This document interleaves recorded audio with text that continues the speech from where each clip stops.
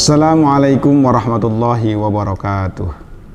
Bismillah, alhamdulillah, salatu wassalamu ala rasulillah Sayyidina wa maulana Muhammad ibn Abdillah wa ala alihi wa sahabihi wa mawalah wa la hawla wa la quwwata illa billah, amma ba'du.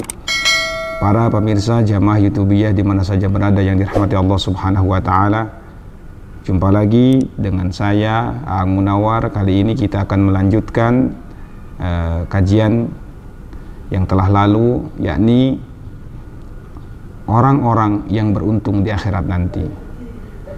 Karakteristik mereka yang beruntung yang nomor kelima ialah rajulun da'athum ra'atun zatu mansibin wa jamalin faqala inni akhafullah. Mereka yang akan mendapatkan perlindungan di hari kiamat nanti, yang dimana di hari itu la zilla illa zilluh, tidak ada perlindungan kecuali perlindungan dari Allah subhanahu wa ta'ala. Yang kelima ialah rajulun, seorang laki-laki, da'athum ra'atun zatu mansibin wa jamalin, yang diajak oleh seorang perempuan yang terpandang lagi cantik. Faqala inni akhafullah, kemudian ia berkata, ia menjawab ajakan itu dengan berkata, inni akhafullah, saya takut kepada Allah subhanahu wa ta'ala. Yang kelima ini ialah mereka laki-laki yang mendapatkan atau yang diajak untuk melakukan suatu perbuatan yang tidak senonoh, ya. Kemudian ya, ia berkata, saya takut kepada Allah, sehingga ia mengurungkan atau tidak jadi melakukan perbuatan tersebut. Dalam karakter orang yang kelima ini ialah, bisa kita simpulkan, yang kelima daripada rangkaian orang-orang yang akan mendapatkan perlindungan dari Allah subhanahu wa ta'ala ialah orang yang punya kesempatan atau sarana, ya, untuk berbuat maksiat kepada Allah subhanahu wa ta'ala. Dalam hal ini umpamanya yang disebutkan di dalam hadis ini ialah perzinahan, yang mana kita tahu perzinahan itu merupakan satu di antara 7 dosa besar, atau populer dengan sebutan as-sab'ul mubiqat, ya. Urutan pertama ialah al-isyraq atau musyrik, mensekutukan Allah subhanahu wa ta'ala. Kemudian urutan yang keduanya ini ulama berselisih pendapat, ya. Ada yang mereka yang mengatakan urutan yang keduanya ialah membunuh, ya. Yang ketiga zina. Sedangkan sebagian ulama yang lain mengatakan bahwa, ya, yang kedua ialah zina, ya, yang ketiga baru dosa membunuh. Jadi zina ini merupakan dosa yang amat sangat besar di sisi Allah subhanahu wa ta'ala, ya, karena efek atau akibat yang ditimbulkannya itu akan merambat kemana-mana, menjalar kemana-mana, gitu.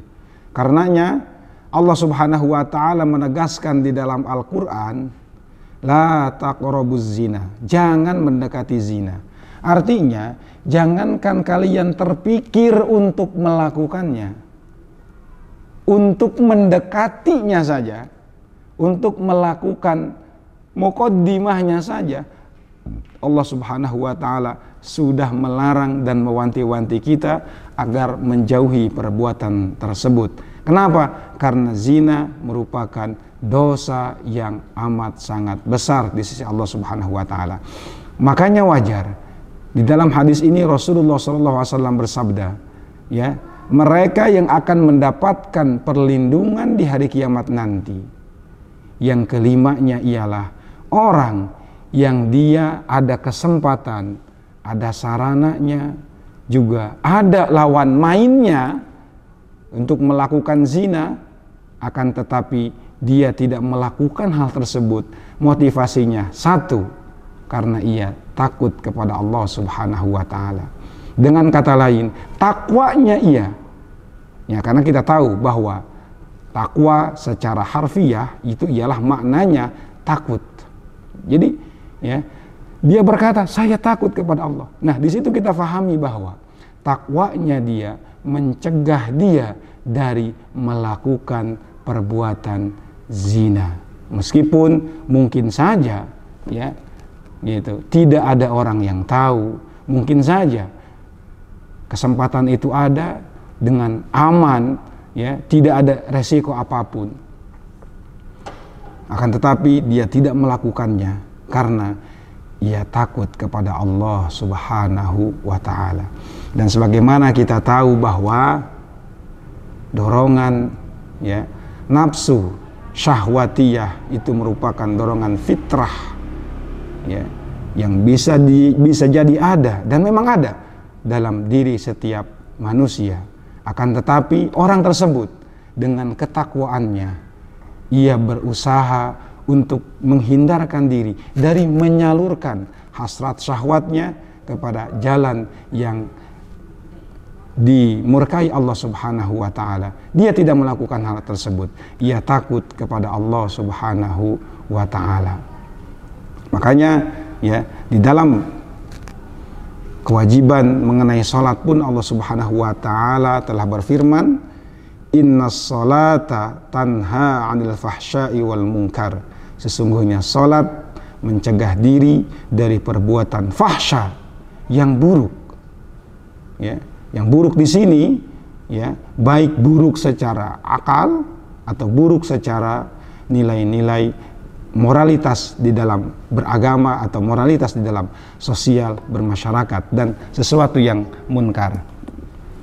Di sini tegas Rasulullah SAW mengatakan bahwa, ya, orang tersebut tidak melakukan perzinahan karena takut kepada Allah. Ada satu benang merah yang bisa kita simpulkan dari kewajiban tentang sholat ketika Allah Subhanahu wa taala berfirman, sesungguhnya sholat mencegah dari perbuatan keji dan munkar.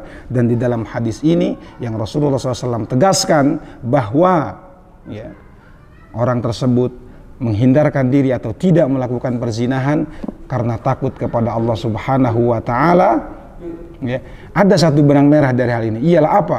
Bahwa ketakwaan yang sebenar-benarnya, ya, lahir dari pelaksanaan nilai-nilai kewajiban di dalam beragama yang sebenar-benarnya. Ketika orang tersebut benar sholatnya, ya, didasari dengan niat yang benar, dilakukan dengan cara yang benar, ya, insya Allah sholatnya itu akan mencegah dirinya dari perbuatan keji dan munkar, dan secara otomatis akan membentuk karakternya menjadi manusia yang bertakwa kepada Allah Subhanahu wa taala, yang dengan ketakwaan itu dia punya modal besar untuk senantiasa menghindarkan diri dari hal-hal yang diharamkan oleh Allah Subhanahu wa taala.